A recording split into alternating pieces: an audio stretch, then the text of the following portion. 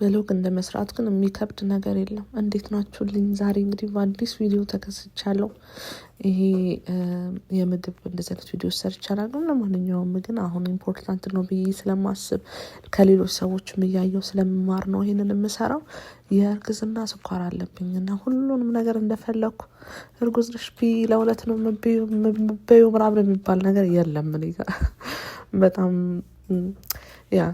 ያየው ነው መብላት ያለብኝ፣ የምበላውን ቼክ ማድረግ አለብኝ። ስኳር ምናምን ነገር በጭራሽ የማይሆን ነገር ነው። ካርቦሃይድሬት ማብዛት አልችልም።